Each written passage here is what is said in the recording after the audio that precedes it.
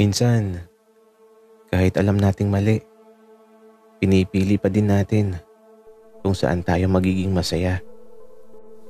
Yun kasi ang gusto ng puso mo eh. Yung pagmamahal na kahit alam mong hindi tama, pero masaya ka.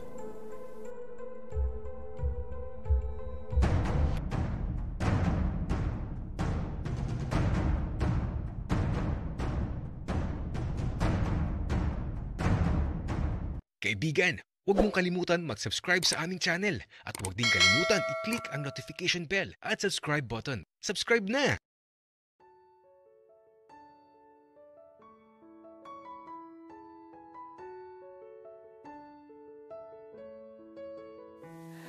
Alam mo Dave, masaya ako. Kasi nayayakap at naipaparanas ko na ulit sa'yo ang mga bagay na katulad sa nakaraan. Ben,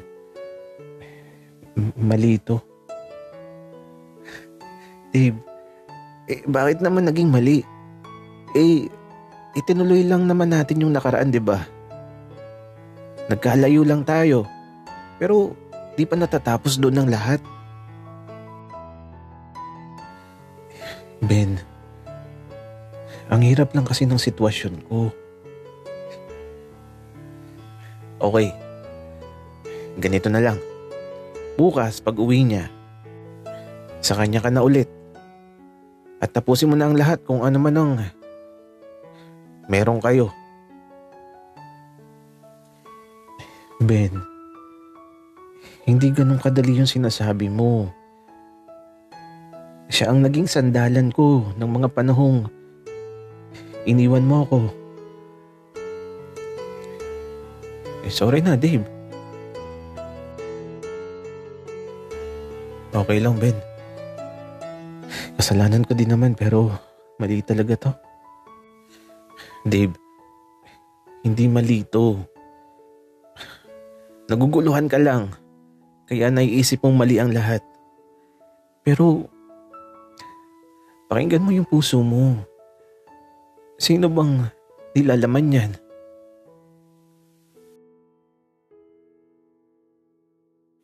Hindi ako nakasagot kagad kay Ben. Naguguluhan kasi ako. Kasi alam kong ako ang nagkakamali sa mga oras na to.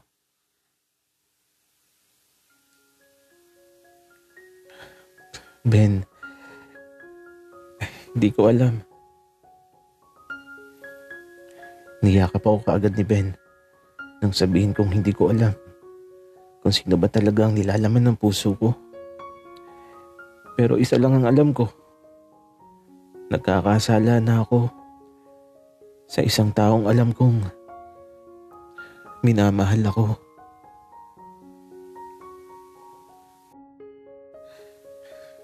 Dave, kahit isang gabi na lang. Tapos bukas, magdesisyon ka na kung sino yung pipiliin mo. Kasi kahit anong mangyari, andito lang ako lagi.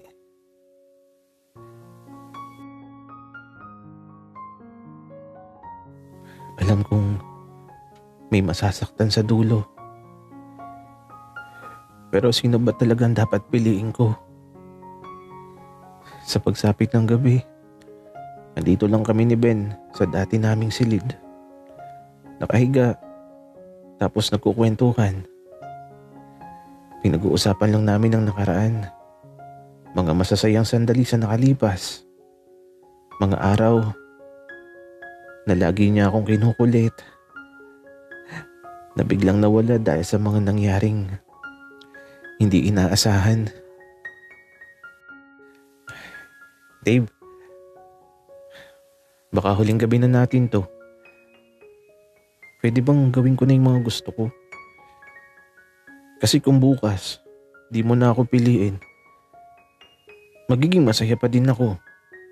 Kasi natupad yung hiling ko na maging masaya kahit alam kong tapos na. Ben, ayoko. Nakokonsensya na ako. Kaya lang, masyadong mapusok si Ben. Ako naman eto, walang nagawa. Nadarang na lang ako. Hindi na ako nakapanlaban. Ay nako. Kaya ito, napalaban na lang talaga.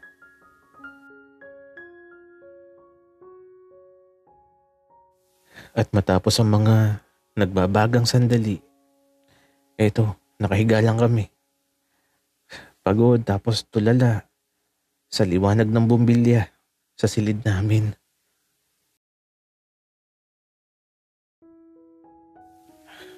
Tib,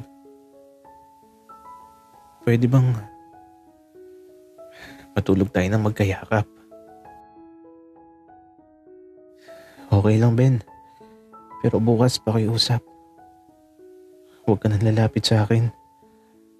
Gusto ko nang ayusin ang buhay ko.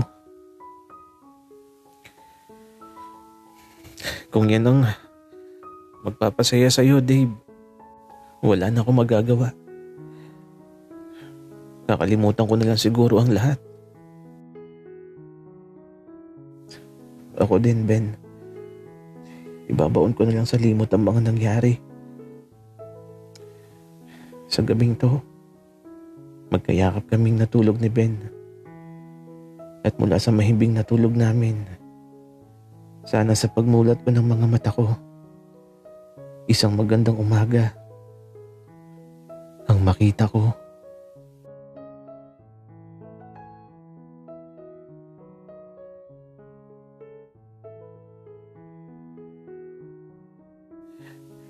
Tatay, mag-hotel na lang kaya muna tayo. Ang hirap pagbiyahe ng gabi. Anak, yung ibabayad natin sa hotel, ipangbayad na lang natin sa sasakyan. At saka may biyahe pa naman. Sayang din kasi yun, anak.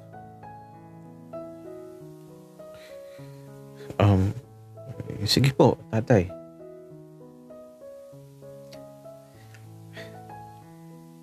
Sinunod ko lang si tatay kasi tama din naman siya. Kaya ito, nasa biyahe na kami pa uwi. Isang napakalamig na gabi at nasasabik na ako na makita at mayakap muli si Dave. Gugulatin ko na lang siya at yayakapin ko ng mahigpit. Tapos matutulog na kami na magkayakap lang. Medyo naiinip na nga ako sa biyahe. Tapos inaantok na talaga ako. Kaya ito, nung makarating kami, sinamahan ko na muna si tatay sa bahay namin. Tapos ito, didiretso na ako sa malaking bahay. 3 a.m. na pala. Siguro tulog na si Dave. At yung buong paligid dito sa labas, napakadilim tapos sobrang tahimik. Makakarinig ka ng mga huni ng kulisap, tilaok ng manok, at mga kakaibang tunog na di ko alam kung anong nilalang yun. Medyo natakot ako. Parang may nasit-sit sa akin eh.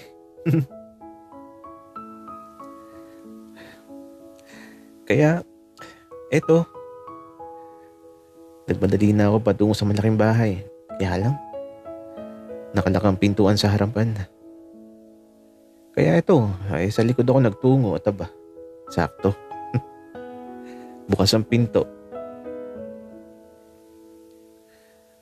Pagpasok ko, napakatahimik sa loob ng bahay.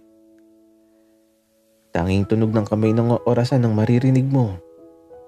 At eto, didiretso na ako sa silid ni Maki kasi sabi ni Dave, dito daw siya natutulog sa silid ni Maki. Kaya ito, dahan-dahan kong binuksan ng pintuan ng silid. Kaya lang pagkabukas ko, bakit walang tao? Akala ko ba nandito si Dave? At eto, napatingin ako sa katabing pintuan. Ito ang silid ni Ben. Hindi ko alam kung bakit parang kinakabahan ako. Pero ito, lumapit na ako sa pintuan ng silid ni Ben. Dahan-dahan ko nang pinihit ang hawakan. At sa bawat pagpihit ko, mas lumalakas ang kaba na nararamdaman ko sa puso ko. At nang tuluyan ko nang mabuksan ang pintuan, umagos na lang bigla ang mga luha ko. At eto, napaupo na lang ako. Tahimik lang ako na lumuluha habang pinagmamasdan si Dave na nakayakap kay Ben.